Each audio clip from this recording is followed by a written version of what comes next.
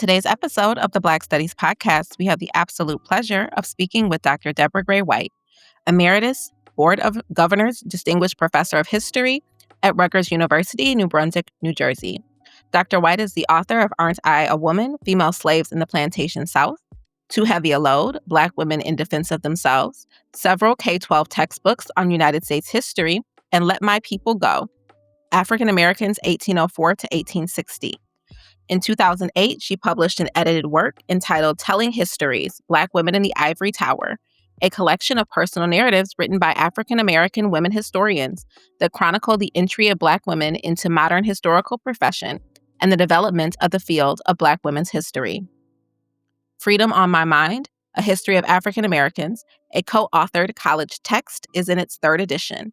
As a fellow at the Woodrow Wilson International Center for Scholars in Washington, D.C., and as a John Simon Guggenheim Fellow, Dr. White conducted research on Lost in the USA, American Identity from the Promise Keepers to the Million Mom March.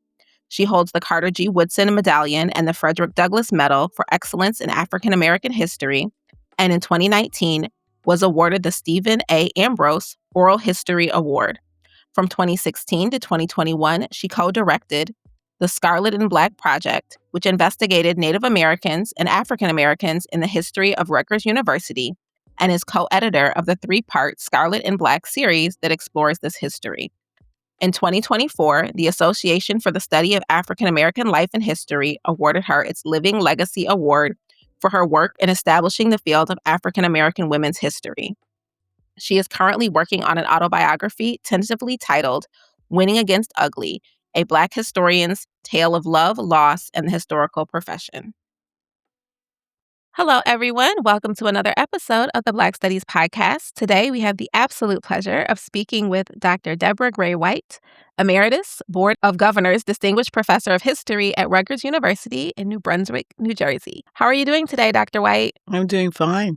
Thank you so much for being here today. It's a pleasure to have you on the podcast. It's a pleasure to be here, by the way. Yes. Thank you. I want to start by asking how you got into Black Studies. I know that you were there when Black Studies was being really the ramp up of the institutionalization of Black Studies was happening. So I'd love to hear about that and what keeps you committed to doing the work of Black Studies, particularly Black women's history, because that was not a thing before you and the women of your generation decided to make it happen. Sure. So I did my undergraduate work at SUNY Binghamton. They now call it Binghamton University. And I was one of, seriously, maybe a handful, when I say a handful, maybe 20 students who literally integrated that campus as an undergraduate. And we were called special admission students because we were part of an experiment to bring Black students to this very white State University campus on the southern tier of New York. And, I think one of the first things we did was to organize, and we organized the Afro-Latin Alliance because we didn't feel like we had enough Black students. So both, there were a lot of Puerto Ricans on campus, or not a lot.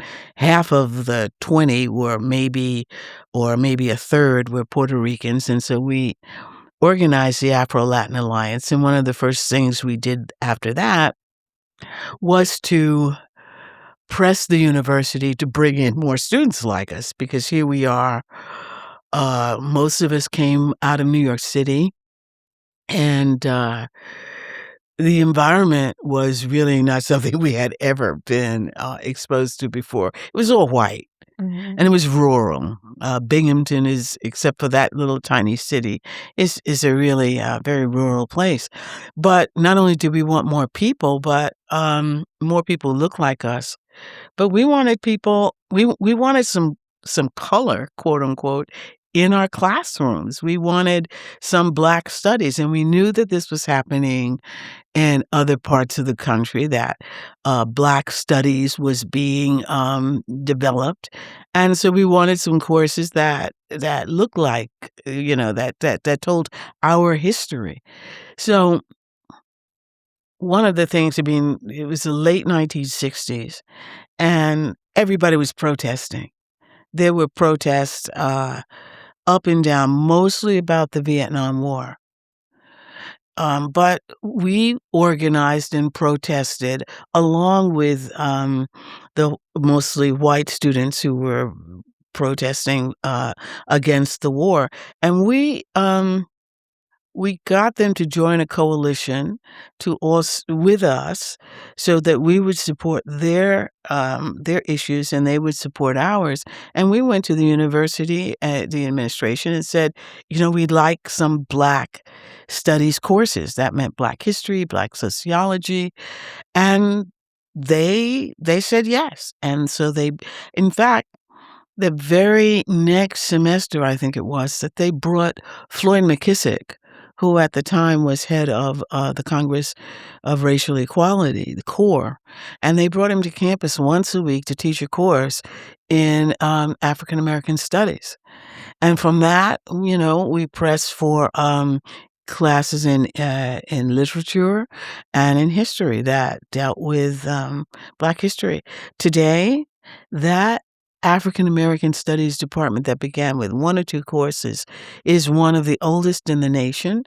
I just went back to the campus, and it is doing splendidly. It's got over 200 majors, so that people who are majoring in Black history, there are a lot of them, they have paired with public health departments, and other departments in the university, so that when people go into these fields with the nursing, they know something about Black people. Mm-hmm. So they've been very successful, and I'm really glad. I was glad to return to see how well that department is done. Thank you. So building on that, you got your PhD in history. And I know you've written and you've spoken about that experience.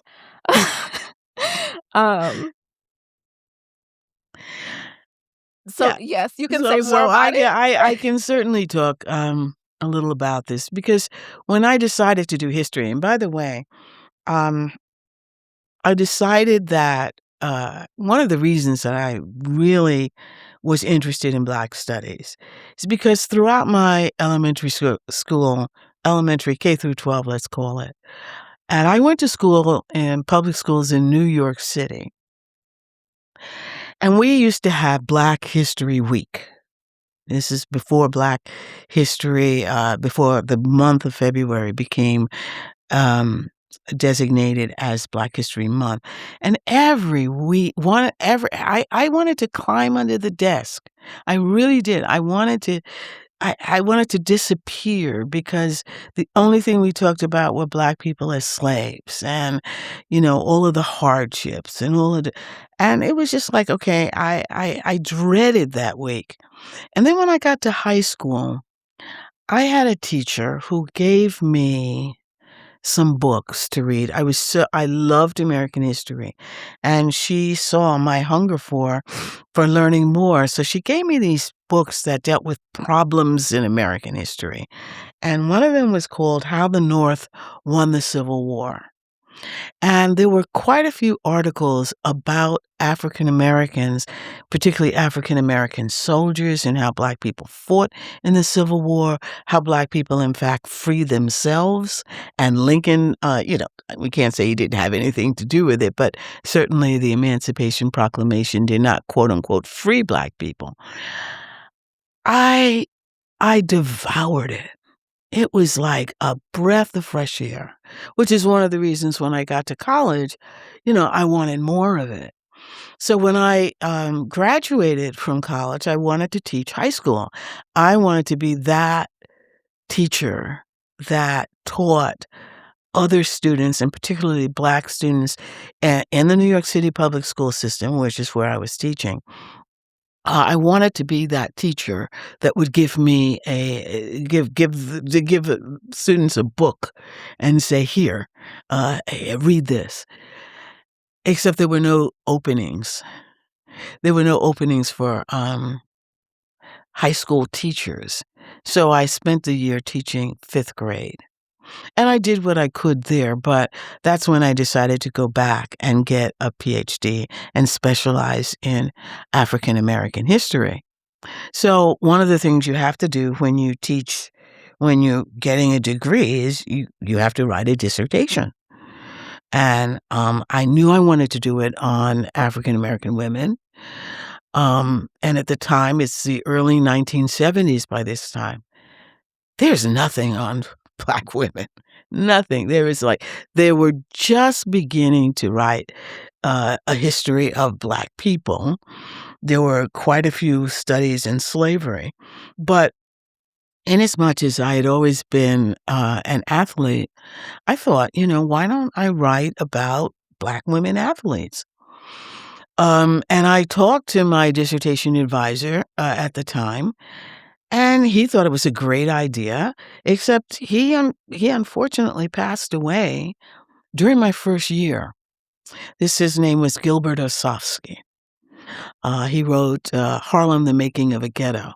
And when I read that book, I was like, oh my goodness, this is the first time I had ever read anything about Harlem. I'm from New York City. And while I didn't live in Harlem, all my relatives did. But nevertheless, then I'm stuck. And I started reading all these books that were coming out one after another. Roll Jordan Roll by Eugene Genovese, Time on the Cross, John Blassingame's book on the slave community. And I'm like, where are Black women? Where are Black women in this? And it was so much about how Black men's masculinity had been stolen from them. And I just kept asking as I went through every single book, well, what about us? What about me? So I decided, well, I'm going to write my dissertation on female slaves. And I did. My problem was twofold. One, I had never had any courses on gender and what a gender analysis was. I knew what a race analysis was, but I couldn't quite figure out what a gendered analysis was. And I had no one to help me. I had no one who even thought that this was really going to be a good thing to do. All right. Fast forward, I write a book about female slaves on my dissertation, and basically I inserted women into the story. It was rejected. I had a date scheduled for my dissertation, and it was for my dissertation defense, and it was rejected by a professor who was not really, he was on my committee, but he wasn't very helpful. And he told me essentially that I hadn't done enough work, I was lazy, and that getting a PhD was hard, they weren't going to give it to me, blah, blah, blah. I mean, I was flabbergasted because I had worked so very hard. Another problem is obviously trying to find the kinds of sources that you really need. The source material, here you're trying to research people who were forbidden to be literate, where they were punished for being literate and encouraged, if not forced, into illiteracy. So they're not leaving the kind of records that, say, white women are leaving. There are no letters, there are no diaries, And so you have to go through white people to get to the status of Black women. And then if you really wanted to know how they felt, well, that's another story. In the 1930s, there was the Works Project Administration had interviewed countless numbers of enslaved people, and that's what I used. But these sources, which were the actual voices and opinions of Black people, were considered, quote unquote, illegitimate sources. You could not, so it said the historians, you could not use, these volumes and volumes of Black people's testimony because they couldn't be objective about their circumstances. And that was one of the major reasons, because I had relied on them heavily as the only source that actually had the African American woman's voice. And this member of my dissertation committee said you can't use them. So now I've got to go back to the drawing board. I've got to start all over again. And so I literally, from a dissertation which was rejected, I took a whole nother year, and I didn't use any other sources, but what I did was I went back and understood and taught myself how to do a gendered analysis. Mm-hmm. And by that, I mean, why do women do what they do? Because they are women and not men. And what I discovered, and then what I did in terms of rewriting the manuscript, I discovered yes, there is this system of slavery, but within that system, there were really two different systems. Because women had children, and the life cycle of a enslaved woman was really quite different from an enslaved man, and so much of it depended on the fact that Black women reproduced the slave force. Mm-hmm. After the international slave trade ended in 1808, it was through Black women's wombs that the institution of slavery depended. And that, wow, So now I rewrote this manuscript looking at the ways that African American women behaved because, during enslavement, just because they were women and the pressures on them, mostly coming from having to reproduce the slave force. 1 year after my original dissertation was scheduled to defend, I had defended it. But now I'm up against, I got to get it published in order to get tenure. Mm-hmm. I only have 6 years. And for 6 long years, publishers rejected it. It was like, this is not a real book. Nobody's going to read this. You haven't done enough research. We can't rely on these sources that you've used. They gave me every single reason under the sun why this book now, and I'm rewriting and I'm rewriting and I'm rewriting, why it can't be published. Finally, and this taught me an awful lot about the inner workings of not only academia, but the history profession. I get a letter one day, which I think is a rejection letter, because I had gotten so many. Remember, this is 6 years later. And I open it up, and it is from a woman, a female historian named Anne Fura Scott. And Scott, at this time, was considered, along with Gerda Lerner, the mother of women's history, because she had written this book on the Southern Lady. She wrote to me and said, "This is the best thing I have ever written. I've ever read. It's the best thing written on Black women," because she was reading my dissertation that had been filed with the University of Illinois at Chicago, that had been written 6 years before.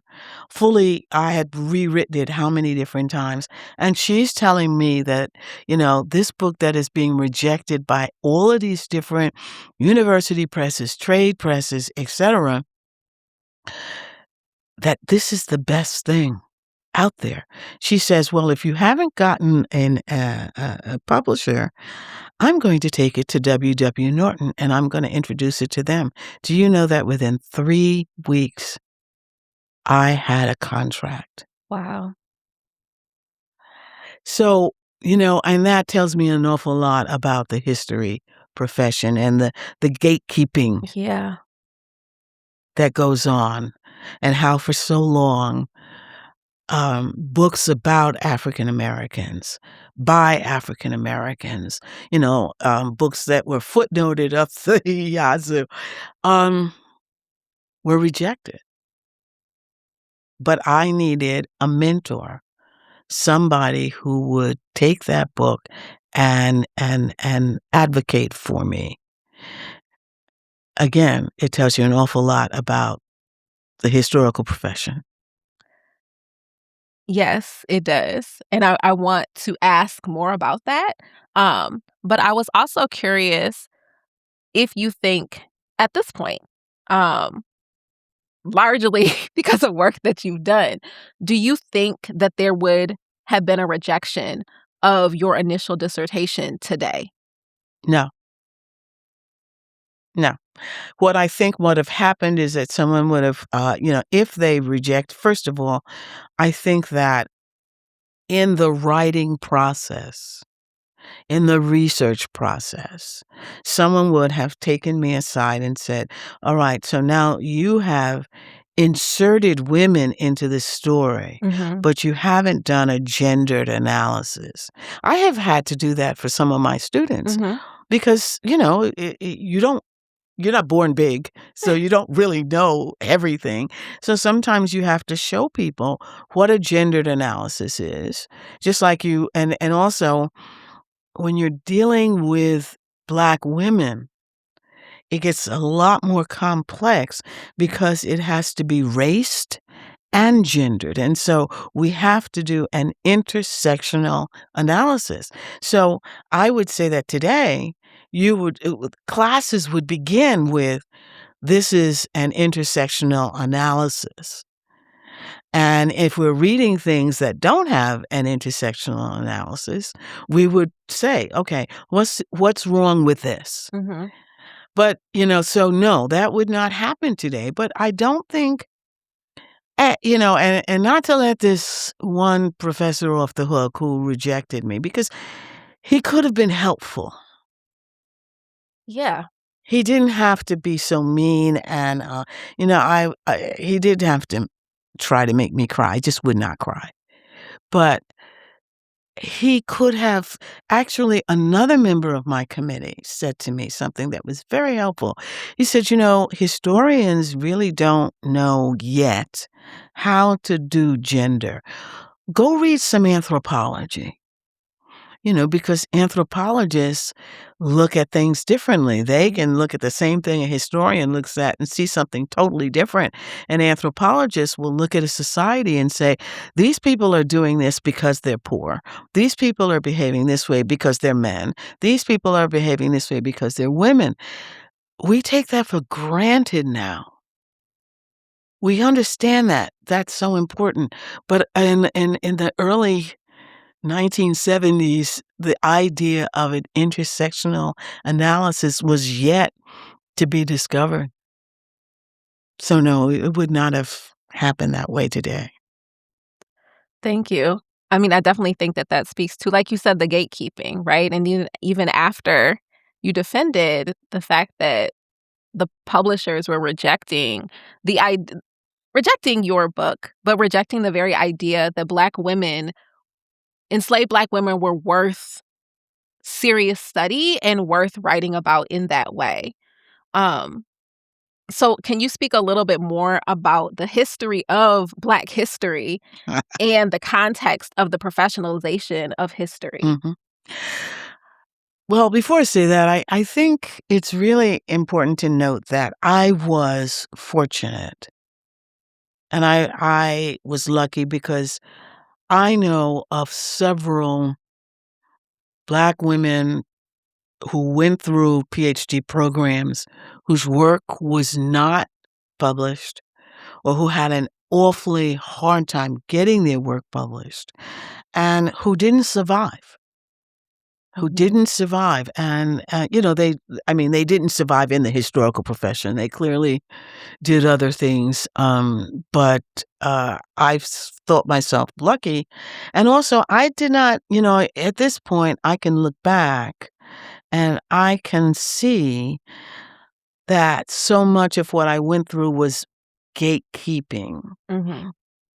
And that I was part of of a first generation of historians who were African American and who also decided that, okay, we're going to write this history from the Black perspective. So we're not going to write about necessarily only about all of the heartache and the pain, and we're not going to write about race relations, but we're going to do studies of our people, and we're going to use sources that we find written by our people. And this was something that had been rejected, clearly rejected, when the history profession was professionalizing, when they turned history into a subject that could be taught in universities. And there are a couple of things that they decided was absolutely necessary. Number one, you had to be totally objective. So this idea that you can't write anything about your own people, about what you know, you must write about something that's distant, that is something that, and you can only write from sources that you have, you have no connection to. And this held, and we call it the objectivity principle. So that when you get trained, it's like, all right, you have to look at a source, you have to detach totally from it. Come on, Black people in this country could not, even the famed W.E.B. Du Bois, Carter G. Woodson, who is considered the father of African American history, he can't detach from, what, you got to strip yourself of your skin? You can't. So from that perspective.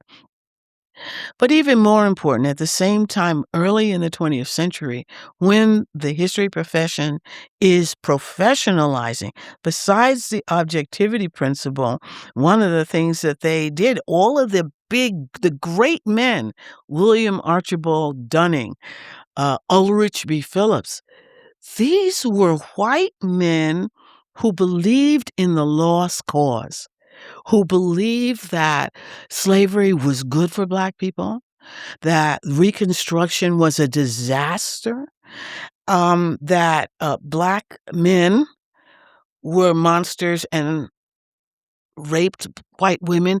They bought the whole, that the Ku Klux Klan redeemed the South. These were the people who were at the top of the historical profession. They weren't going to let Black people in because they believed we were inferior. If you looked at the way the American Historical Association, the Organization of American Historians, which was once the Mississippi Valley Historical Association, they had like 1, 2, maybe 3 members. W.E.B. Du Bois, maybe Carter G. Woodson, E. Franklin Frazier was John Hope Franklin.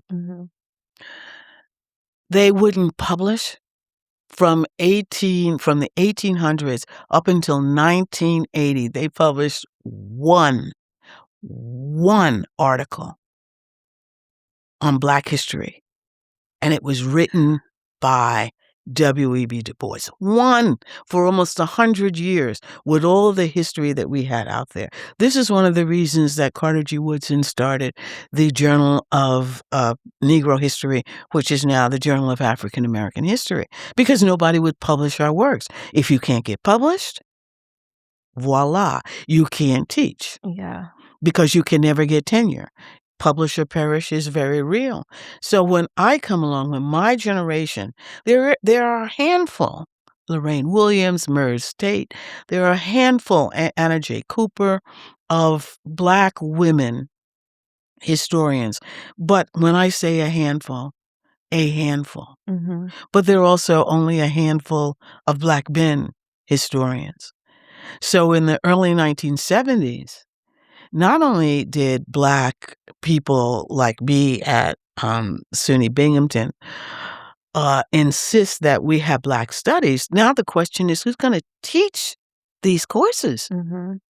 Because meanwhile, and this, I mean, there's a particular story that's associated with the historical profession, but we could do that for sociology. We could do that for anthropology, political science. They all were about the project of making Black people seem ridiculous, and we were people without a history or a history that didn't matter. When we come on the scene, oh my goodness. It was like, okay, we got to stop these people. We must stop them. We can't let their books out. And I mean, if you look at my book, which is Aren't I a Woman? Female Slaves in the Plantation South, if you look at any of the books that they are heavily footnoted. Trust me, we knew we had to be footnoted. Mhm. And we knew that they had to be right. And we see what happened to Gay up at Harvard University. Yeah. They went through her footnotes and found one or two that were, and they disqualified her for that. But we knew that we were being watched. We were breaking into this field. Not only we were doing the kind of research using the kind of sources we wanted to use, and we were making waves. We were changing the profession. We were trying to be as objective as we could. Many of us got labeled propagandists. You're not a historian, you're a propagandist. But we had to deal with all of that. But we were successful. That's one of the things I think we should emphasize, that what's going on today in today's politics with certain states actually outlawing the history Mhm. of the teaching of Black history, it's not because we were not successful in teaching and in researching and in writing. It was because we defied them. We defied the gatekeepers, and we got this stuff out. Yes. It's that, so one, I can't imagine the resilience and perseverance it took to push through all of that just on the academy side, right? But more and more, yourself as well as other Black women historians have also talked about the personal toll that took, because that did not come without a price. Um, why do you think it's important that those stories are shared so that the generations now and the ones before me and the ones to come, they understand that, like, not only did you break down gates, but there was a cost to that?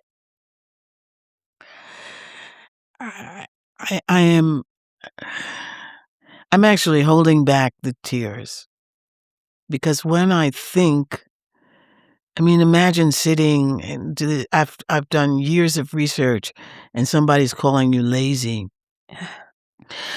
Um, Someone once asked me, well, if you, what would your older self, what would you tell your younger self if you could go back? Mhm. And I told them, I said, I think I would not take it so personally, because I cried for 6 years. I literally cried for 6 years.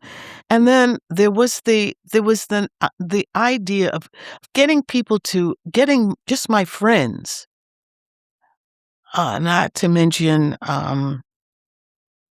people in my own household and my parents, to understand the importance of this. I would have people who would say to me, "Black history? Is that really something? Is that really something we don't need to know about that. Come on."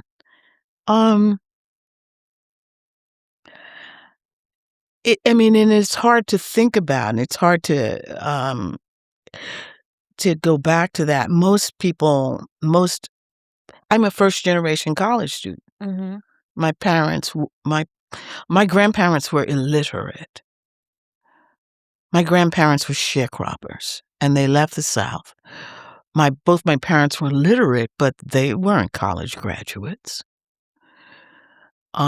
So there, in my own life, there is nobody to say, okay, this is the way you do this. Mhm. This is how you become a professor. Or even to say, this is important. It's important what you're doing. There are very few people, and the people who were my friends, they were professionals, but they were not in academe. They were not in academia. They were wondering, why are you spending so much time in school trying to get a Mhm. degree? And I still know that many of the graduate students that I have mentored to this very day, until they actually get that job and they can be called Professor so-and-so, their families really just don't know why they're spending so much time in school. Yeah. And they also don't know what they do. Yes. If you are not inside of academia, you do not understand You what look it at somebody is. who teaches twice a week, baby. Oh, you'll have it. They have no idea that, well, at least up until the present administration, faculty run the university, Mhm. and the kind of service that we do. It's not just the teaching of the students who were before us, but it is the, first of all, the teaching of the teachers Yes. that we do. But then it's the administrative work of keeping these classes going and making sure money, if depending on what committee you're on, is spent in a particular way. It is that we create knowledge. And understanding that we just don't master it. Sometimes I have to tell the people the difference between a master's degree and a PhD. A master means you have mastered all of the works that are out there. A PhD means you are creating those works. You are creating new knowledge. You're creating new knowledge for the next generation to study and to understand. That is not easy. It means spending hours and hours in archives, looking at old stuff, Mhm. coughing on some of these old papers and stuff. But they don't know, and so not knowing and trying to convince people that what you're doing is important is part of one of the things that we have to do, and I know many a student, um, some of some who have just become professors, who are still trying to explain to the people around them why they do what they do. Mhm. Thank you. One of the things that you mentioned was people not understanding that, like, it's not just teaching a class twice a week, but there's also the administrative work that comes with running the class.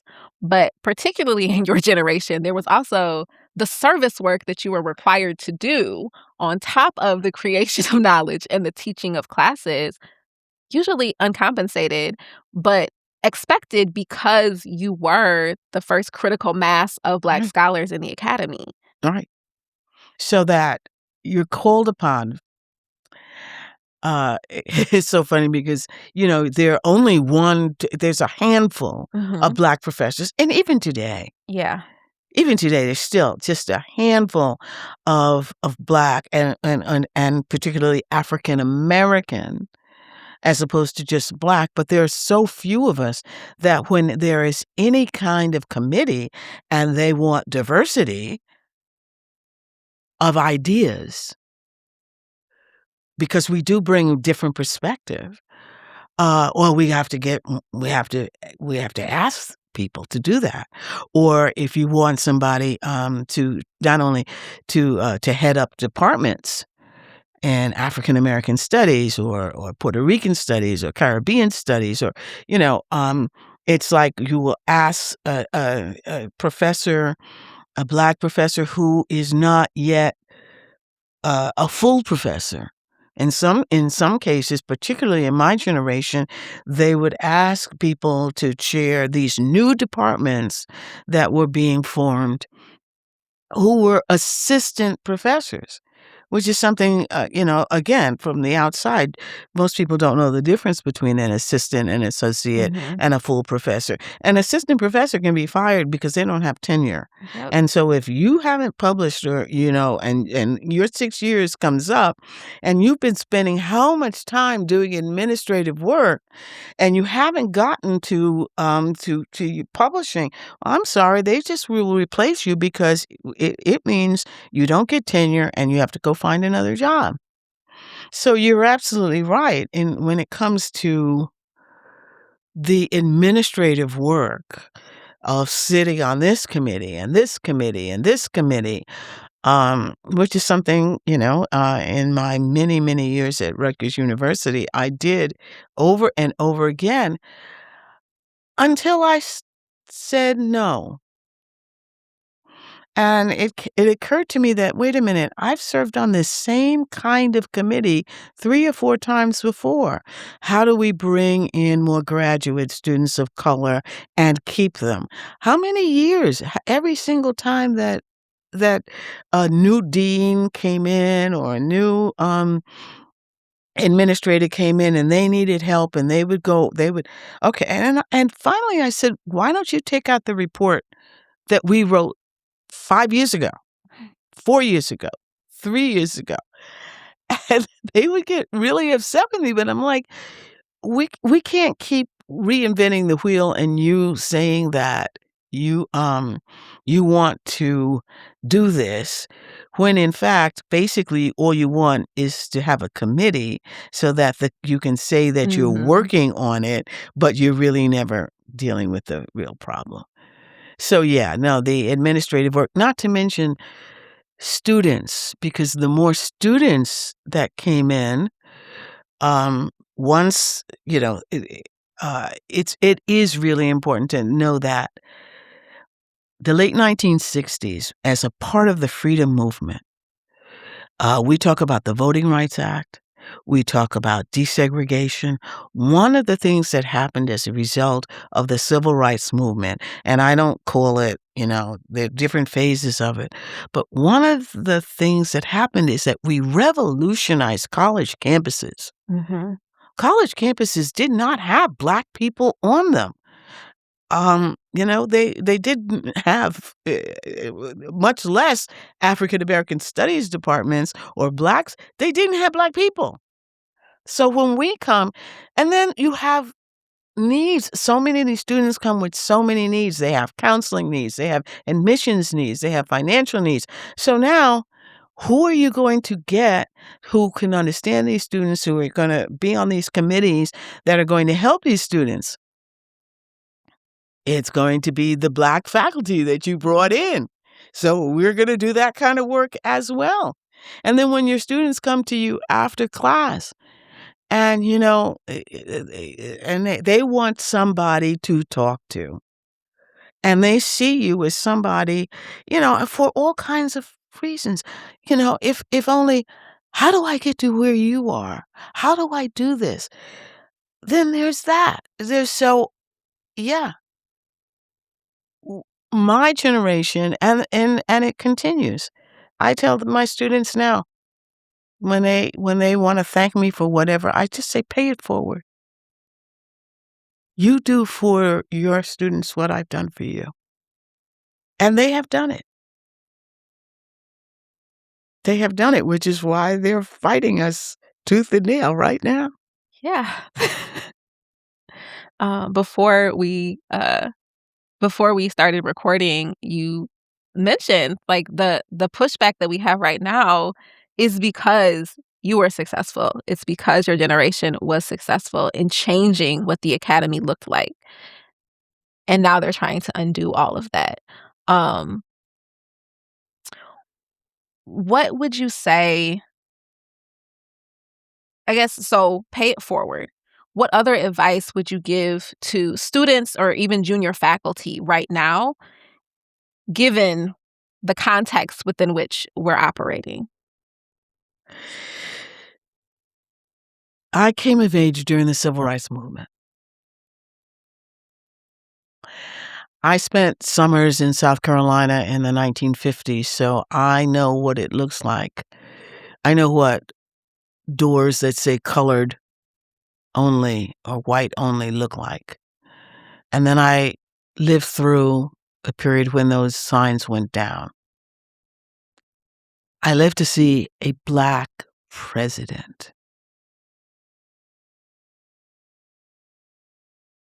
You know, I would say right now, keep your head down. Do what is required to stay in the game, because particularly if you're a historian, things will change.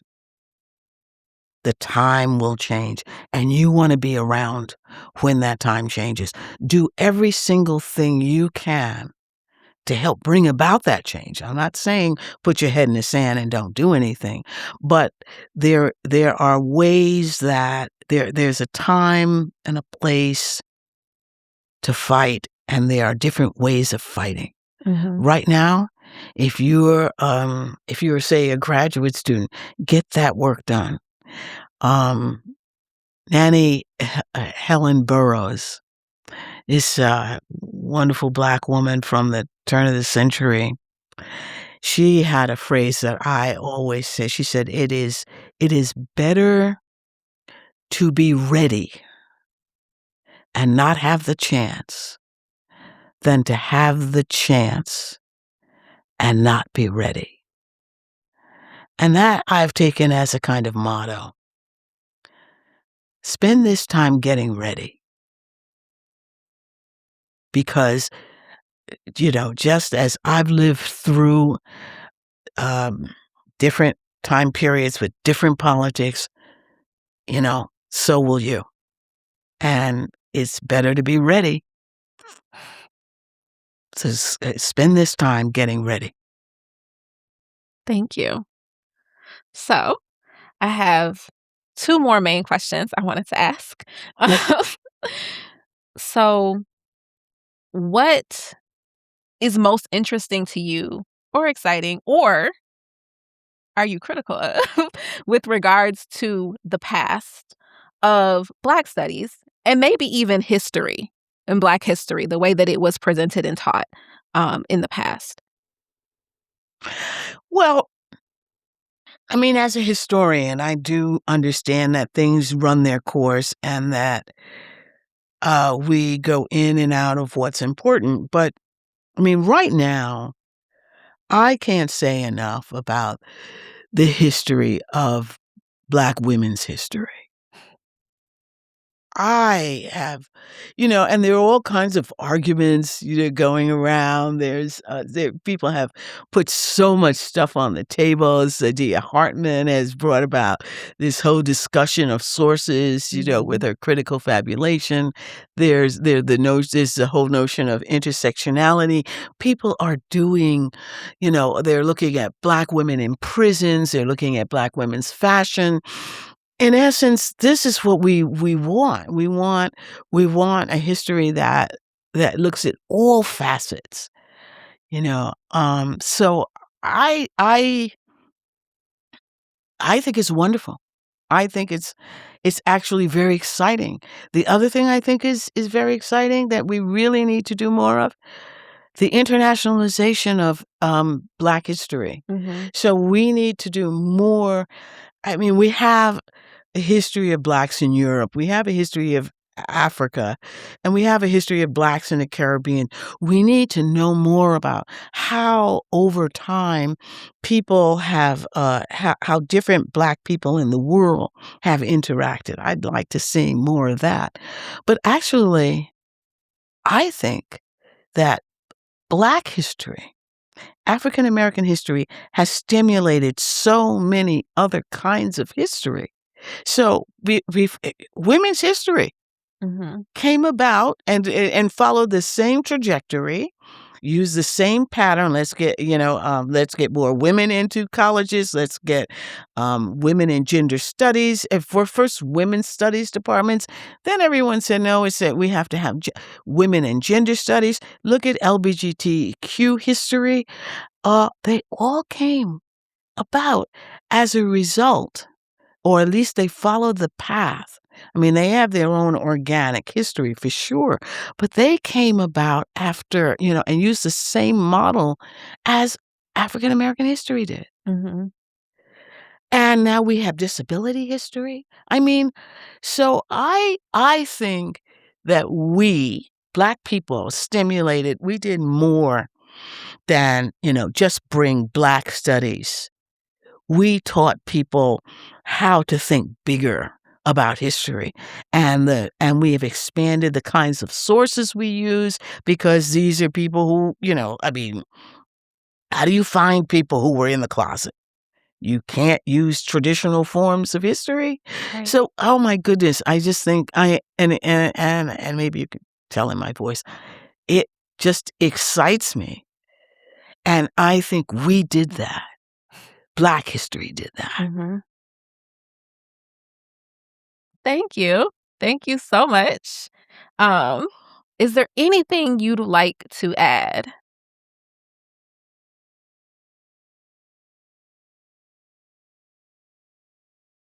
No, I don't think so. I think I would just like to reiterate that we are really in. I think that since we have stood the test of time, we defied the gatekeepers, that we will do the same thing with this particular period we're going through. I do believe that we will, and we will survive it. Because, what did Maya Angelou say? And still we rise. So, on that note, that made me think of another question. Are there any strategies or tips that you would give to scholars right now in surviving and overcoming gatekeepers, or as gates are being rebuilt, I guess? My strategy would be let me give a plug out to Rutgers University. One of the things that we did there was that we realized that we could not just bring in 1 or 2 or 3. We couldn't have students trickle in.